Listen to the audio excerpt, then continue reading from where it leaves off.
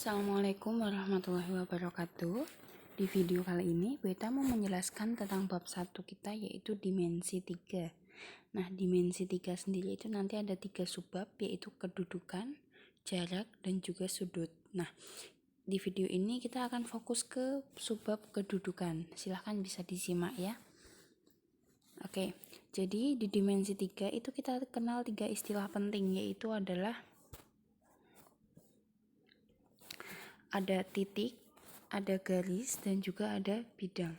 Kalian pasti sudah mengenal apa itu titik, apa itu garis, dan apa itu bidang. Karena 3 ini adalah subjek utama atau tokoh utama pada bab dimensi 3 ini. Nah, kita kenalan dulu yang namanya titik. Siapa sih yang nggak tahu dengan titik? Titik itu ya udah titik aja, satu titik udah. Nah, ini namanya titik. Biasanya bisa jadi dikasih nama titik A atau titik B, titik C, titik D, terserah. Nanti bergantung dengan soalnya seperti apa. Nah, kalau ada di dimensi 3, saya contohkan menggunakan kubus. Di sini misalnya ada kubus A, kubus B, kubus C, D, E, F, G, H. Ini nama kubusnya, kubus A, B, C, D, E, F, G, H. Nah, contoh titik itu ada di mana sih, Bu? Titik itu bebas. Misalnya nih, ini namanya adalah titik E. Jadi ini namanya titik E. Lagi, misalnya, nah ini adalah namanya titik D. Titik D. Lagi, ini namanya adalah titik G, gitu ya. Atau mau ada lagi, boleh. Misalnya, maaf, kepecet.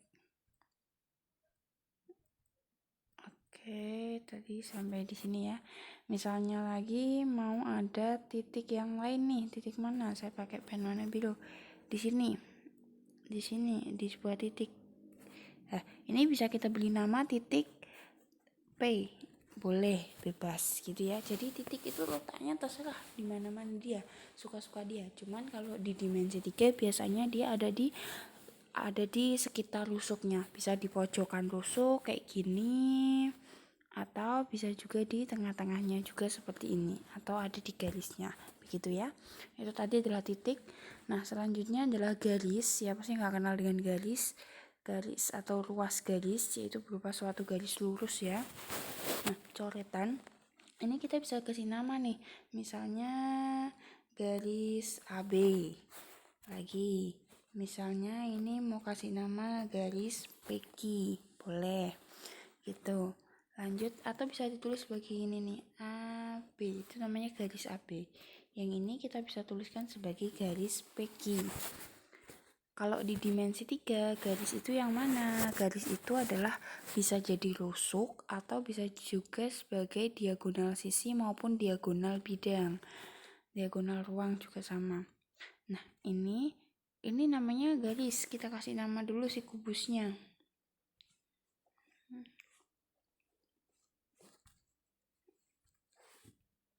Oke, susah sekali ini.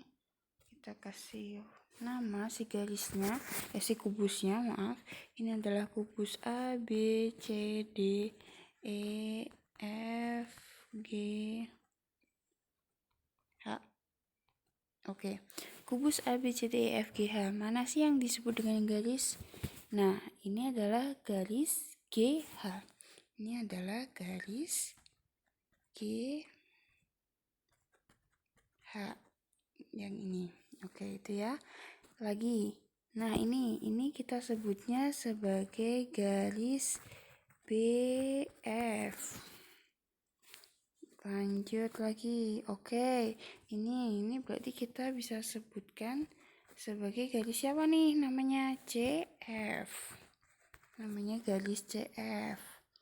Lagi. Oh, ini berarti kita sebutkan sebagai garis BH. Gitu ya. Nah, jadi garis-garis itu ini tadi.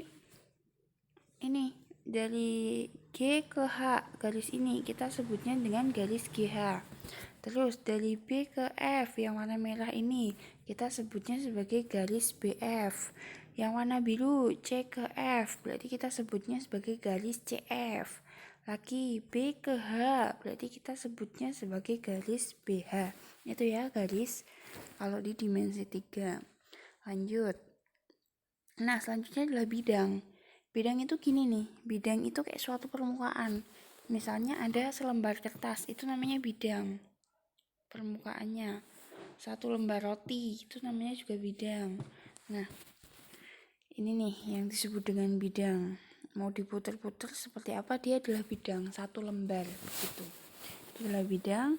Kita punya 4 titik sudut, biasanya bidang itu dikasih namanya sebagai A, B, C, D. Boleh. Misal saja ini lagi ada bidang miring-miring, nggak apa-apa, yang penting dia bentuk bidang, mau miring mau persegi 4 atau segi panjang bebas. Misal kita kasih nama P, ini P, Q, R, S, boleh. Jadi gitu ya, itu mengasih nama bidang. Selanjutnya pada dimensi 3 nih, bidang tuh yang mana sih, Bu? Nah, kita contohkan. Oke, sebelumnya kita kasih nama dulu.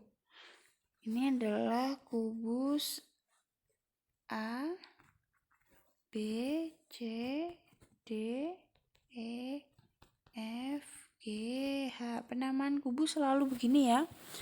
Nah, selanjutnya bidangnya yang pertama, ini dia yang warna putih. Yang warna putih ini kita sebutnya sebagai bidang C, D, H, G. C, D, gak muat. C, D, H, G. C, D, H, G. Kok bisa disebut C, D, H, G? Karena ini adalah dari C, D, H, G. Warna putih ini namanya bidang C, D, H, G.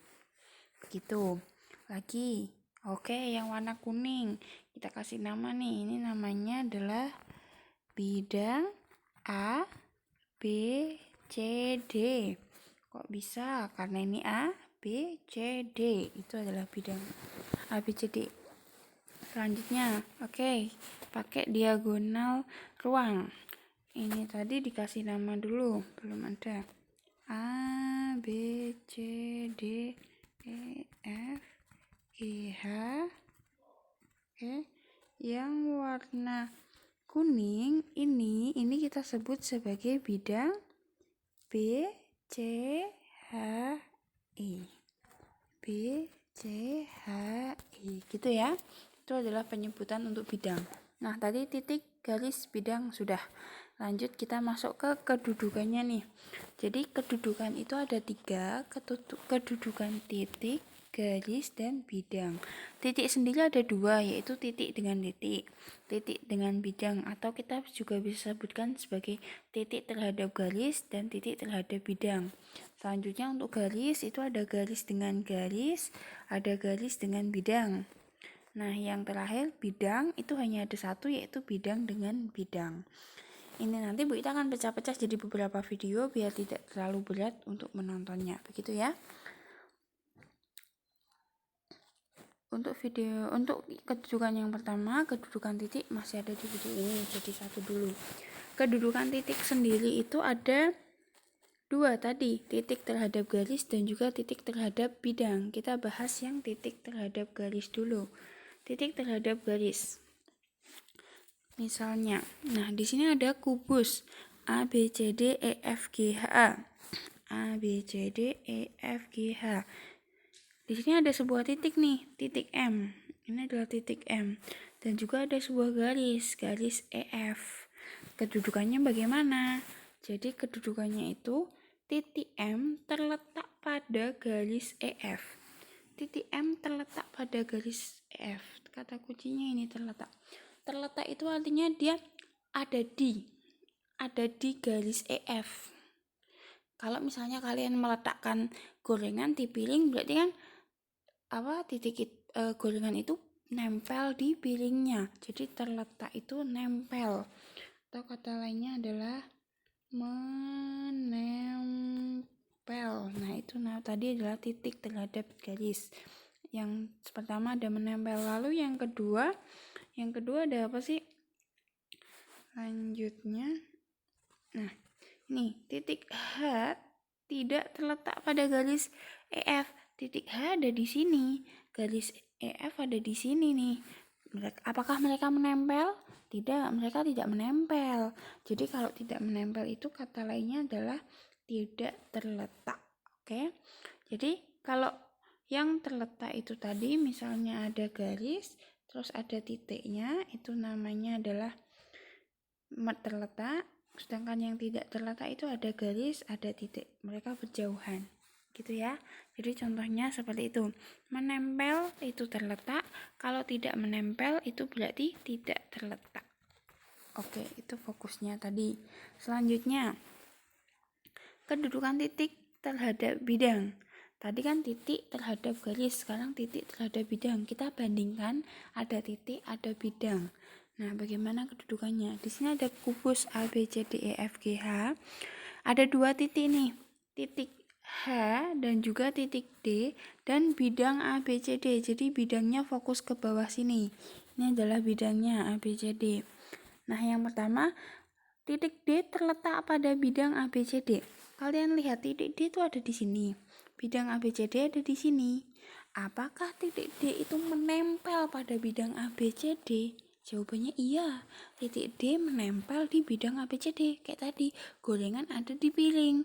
Nah, kalau menempel berarti dia namanya terletak. Lanjut lagi.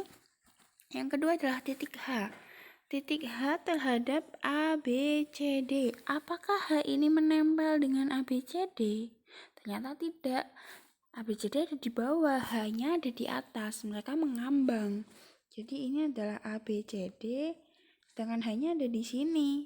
Otomatis kan dia tidak menempel. Nah, kalau tidak menempel, berarti dia tidak terletak gitu ya. Jadi kata kuncinya tadi kalau terletak itu menempel.